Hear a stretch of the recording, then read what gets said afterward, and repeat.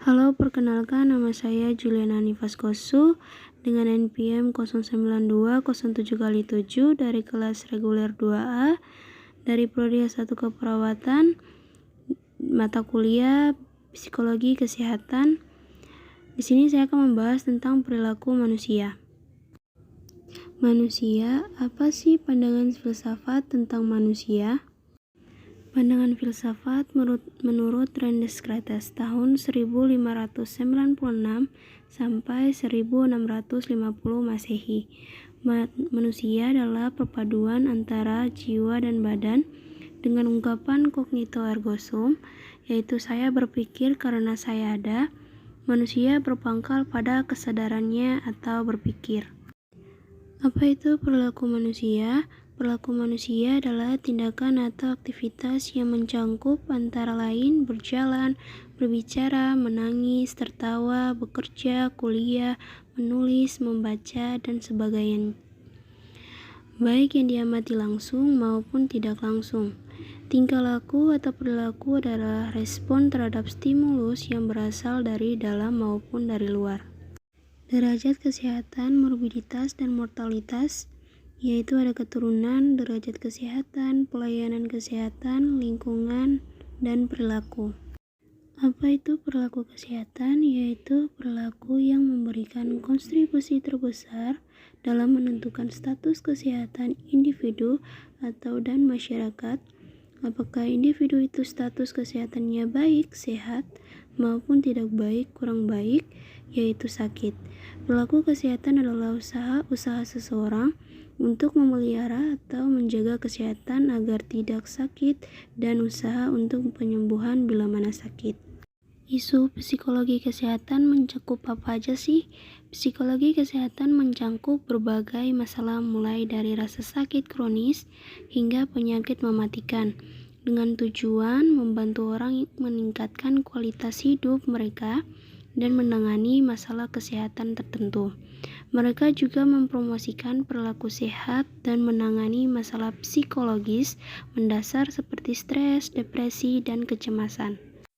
Tujuan utama psikologi: mampu memahaminya dan mendapatkan perspektif yang lebih baik tentang apa yang dianggap normal dan tidak normal, menjelaskan perilaku selain hanya menggambarkannya, kemudian memprediksi tentang bagaimana kita berpikir dan bertindak, berusaha untuk mengubah, mempengaruhi, atau mengendalikan perilaku untuk membuat perubahan yang konstruktif dan bertahan lama dalam kehidupan manusia.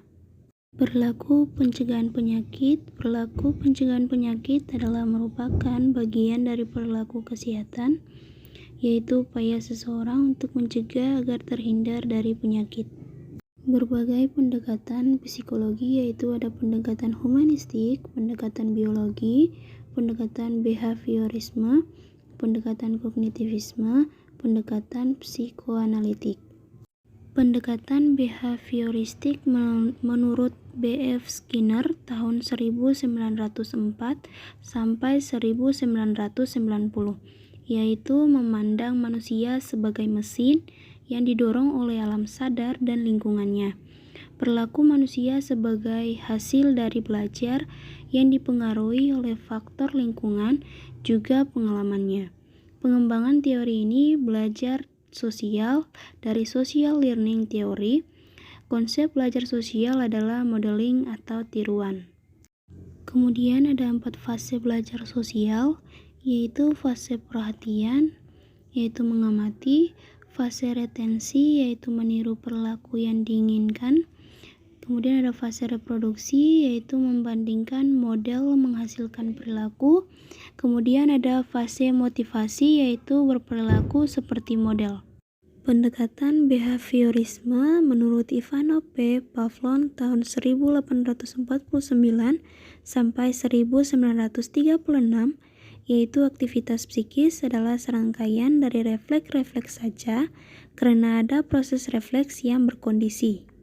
Kemudian ada pendekatan psikodinamik dari Sigmund Freud tahun 1856 sampai 1939, yaitu perilaku manusia merupakan interaksi antara subsistem, dalam kepribadian, ID, ego, dan superego. Manusia dipergerakkan oleh keinginan-keinginan yang terpendam atau insting ID, yaitu dorongan untuk hidup dan dorongan untuk mati. Bekerja berdasarkan prinsip kesenangan atau pleasure principle. Ego yang berfungsi sebagai yang menyortir dorongan ID dengan pertimbangan rasional dan realitas, bekerja dengan prinsip realistik atau realistic principle. Superego bekerja berdasarkan prinsip norma-norma sosial dan kultural dengan nilai-nilai normatif. Kemudian ada pendekatan humanistik, yaitu manusia sebagai makhluk unik yang mencari makna hidup. Manusia memiliki cinta, kreativitas, nilai, makna, dan pengembangan diri. Menurut A. Maslow tahun 1908 sampai 1970, tokoh aliran humanisme menggambarkan bahwa manusia pada dasarnya baik, atau setidak-tidaknya netral atau tidak jahat, harus dikembangkan ke arah yang baik. Kemudian ada pendekatan kognitivisme. Menurut Kurt Lewin tahun 1890 sampai 1947, tokoh aliran Gestalt mengatakan tingkah laku bukan hanya ditentukan oleh totalitas rangsangan saja, tapi juga ditentukan oleh kekuatan yang ada di dalam lapangan psikologis yang ada dalam diri seseorang. Pendekatan biologikal, yaitu peran penting untuk pendekatan biologis adalah gen dalam menentukan perilaku manusia. Perilaku manusia dikaitkan dengan kejadian yang ada dalam otak dan sistem syaraf manusia, yaitu struktur otak terkait dengan perilaku. Pengembangan dari pendekatan ini adalah model biomedik terkait sakit dan penyakit.